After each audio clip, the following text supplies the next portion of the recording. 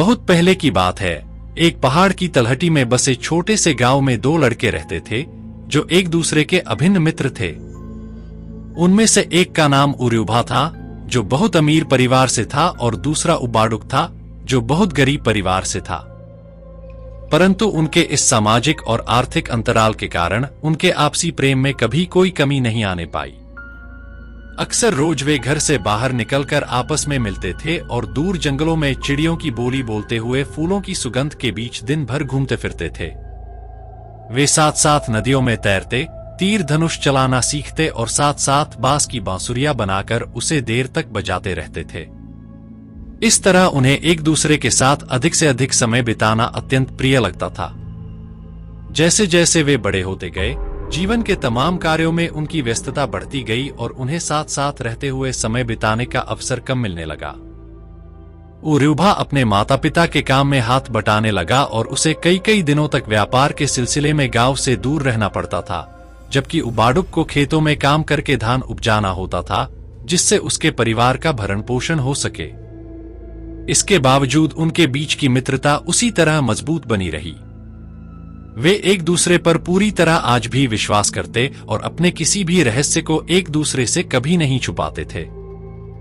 समय बीतता गया और वे बड़े होते गए। आगे चलकर उनके विवाह हुए और वे अपने परिवार के मुखिया बन गए। उर्युभा की पत्नी उसी की तरह अमीर घराने से थी, जिसके कारण उर्युभा की धन संपत्ति पहले से भी अधिक बढ़ गई और वह अधिक संपन्न और प्रभावशाली होकर गांव का मुखिया बन गया। उबाडुक का विवाह दूसरे गांव के एक गरीब घर की युवती से हुआ। दोनों अत्यंत प्रेम से रहते हुए दिन भर खेत में मेहनत करते और अपने परिवार के लिए धान उपजाते थे।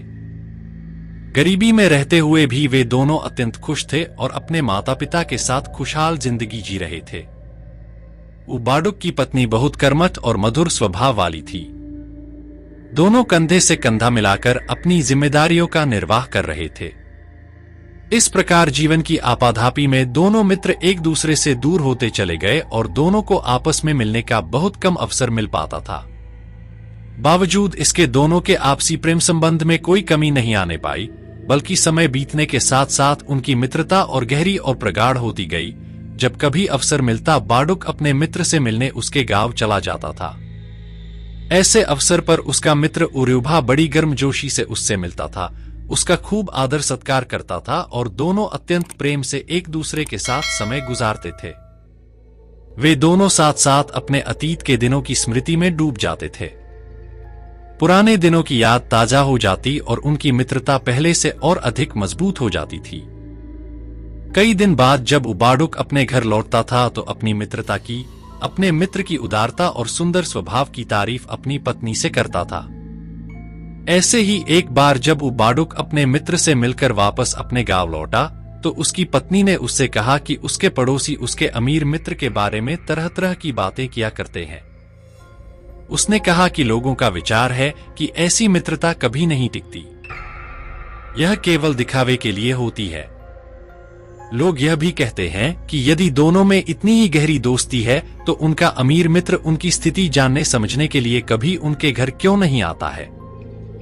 पहले तो उसने पत्नी की इन बातों पर ध्यान नहीं दिया, लेकिन चूंकि लोग उसके सबसे प्रिय दोस्त के बारे में बात कर रहे थे, इसलिए उसने निश्चय किया कि एक दिन वह अपने मित्र को अपने घर अवश्य आमंत्रित करेगा। अगली बार जब वह अपने दोस्त के यहाँ गया तो हमेशा की तरह गर्मजोशी से उसका खूब स्वागत सत्कार हुआ।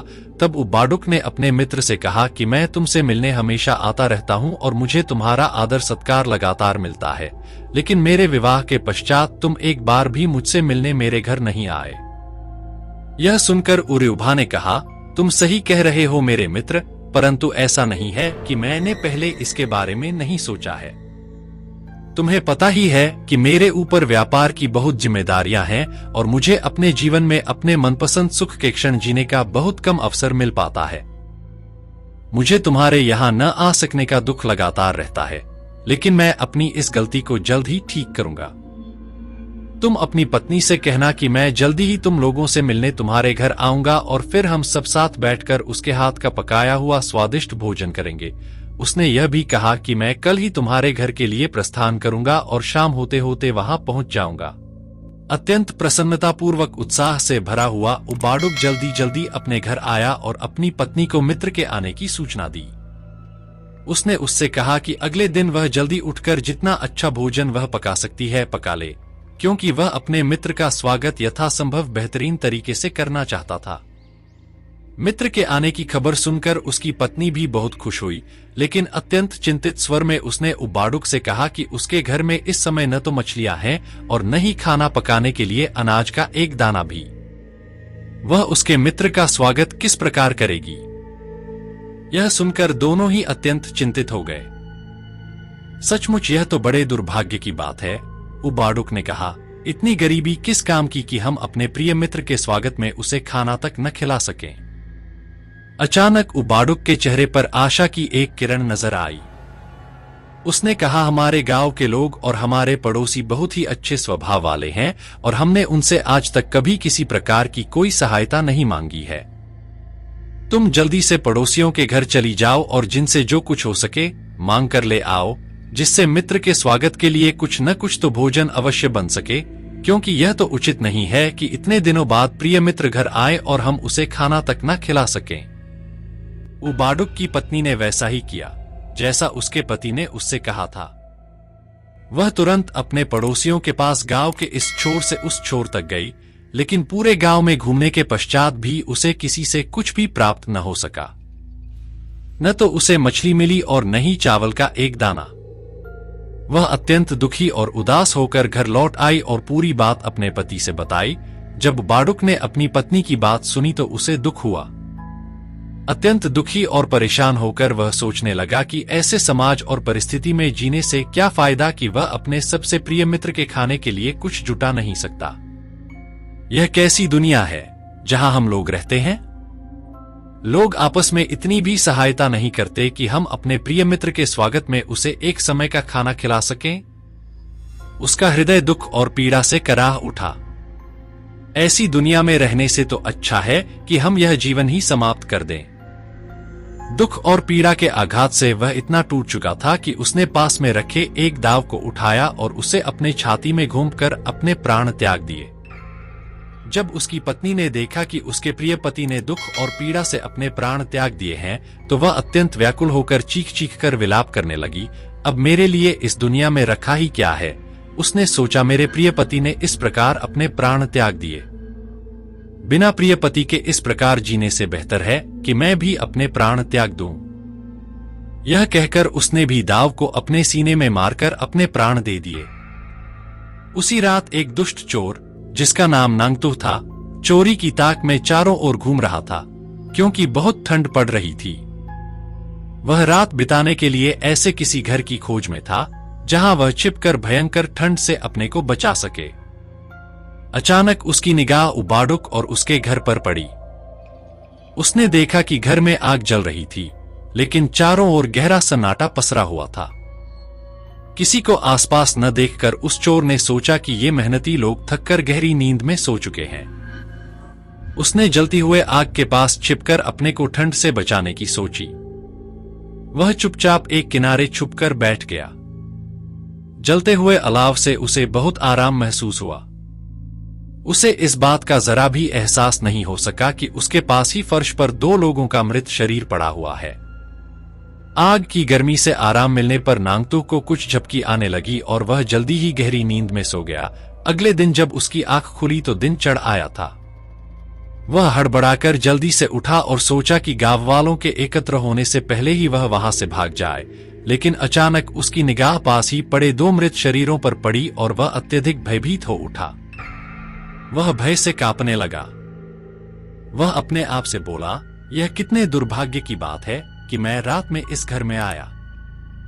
लोग सोचेंगे कि मैंने ही इन दोनों की हत्या की है। मैं कितनी भी सफाई क्यों न हूं, लोग मुझ चोर का विश्वास क्यों करेंगे?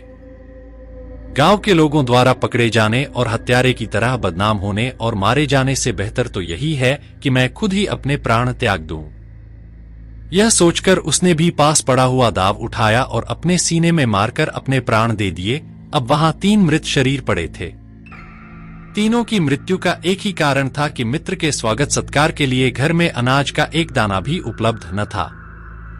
जब दिन चढ़ आया तो लोगों ने देखा कि उबाडुक के घर में सन्नाटा पसरा हुआ है और कोई भी गतिविधि नहीं दिखाई दे रही है। जब गांव वाले एकत्र हुए तो उन्हें उबाडुक, उसकी पत्नी और चोर के शव दिखाई दिए। उन्हें याद आया कि किस प्रकार उबाडुक की पत्नी उनके घर मित्र के स्वागत के लिए भोजन हेतु चावल और मछली मांगने आई थी। उधर अपने वादे के मुताबिक उर्यूभा सज-धज कर शाम होते होते अपने मित्र के घर उससे मिलने पहुंच गया। जब उसे अपने मित्र के साथ घटित इस दुखद घटना की जानकारी हुई, उसके दुख का पारावार न रहा। वह अपने मित्र के मृतक शरीर के पास बैठकर अत्यंत करुण स्वर में विलाप करने लगा। यह संसार कितना क्रूर और निष्ठुर है, जिसने उसके प्रिय मित्र को इतनी निर्ममता से छीन लिया है। यहाँ अपने मित्र को भोजन कराने के लिए उसे मुट्ठी भर अनाज तक नहीं मिलता। आखिर मित्र के स्वागत की ऐसी आवश्यकता ही क्यों है कि उसकी पीड़ा में मित्र को अपने प्राण तक दे देने पड़े। इस प्रकार के नियम के कारण ऐसे निर्मल हृदय मित्र का बिछड़ना कितना अधिक पीड़ादायक है। वह घंटों तक विलाप करता रहा और ईश्वर से प्रार्थना की कि वह कुछ ऐसा करे कि आगे से ऐसी दुखद घटना फिर घटित न हो सके। वह कुछ ऐसा रास्ता दिखाए कि गरीब से गरीब व्यक्ति भी अपने मित्र का स्वागत जो उसके पास है उसी से करे और स्वागत न कर पाने को सामाजिक अपमान और प्रतिष्ठा की दृष्टि से न देखा जाए। उसकी करुण पुकार सुनकर अचानक ईश्वर वहां प्रकट हुए और उन्होंने उर्यूभा के दुख को महसूस किया। वे उस पर द्रवित हो उठे। परमपिता ने उससे कहा कि आज के बाद वे इस पृथ्वी पर 3 ऐसी वस्तुएं उत्पन्न करेंगे जिसकी सहायता से भविष्य में गरीब और अमीर दोनों ही बिना किसी भेदभाव और संकोच के अपने मित्र का स्वागत सम्मानपूर्ण तरीके से कर सकेंगे। दोनों के स्वागत के तरीकों में कुछ भी अंतर न रहेगा। इसके बाद जहां तीनों के मृत शरीर पड़े थे, वहां से 3 ऐसे पौधे उत्पन्न हुए जो पहले इस पृथ्वी पर कहीं नहीं थे। वे पौधे पान, सुपारी और तंबाकू के थे। उसी समय से खासियों में यह रिवाज चल पड़ा कि जब भी कोई मित्र किसी के घर पहुंचेगा, वे उसका स्वागत पान, सुपारी और तंबाकू से ही करेंगे। चाहे अमीर हो या गरीब, सभी के स्वागत का तरीका एक ही तरह का होगा, जिससे लोगों को छोटे बड़े का भेद महसूस न हो। दोस्तों, वीडियो कैसे लगा कमेंट बॉक्स में जरूर बताएं। अच्छा लगा तो वीडियो को लाइक, शेयर और चैनल में नए आए हो तो सब्सक्राइब करके बेल आइकन को प्रेस जरूर कर देना ताकि आगे आने वाले वीडियो की नोटिफिकेशन आपको सबसे पहले मिले। तो चलिए मिलते हैं किसी और नए कहानी के साथ, तब तक के लिए धन्यवाद।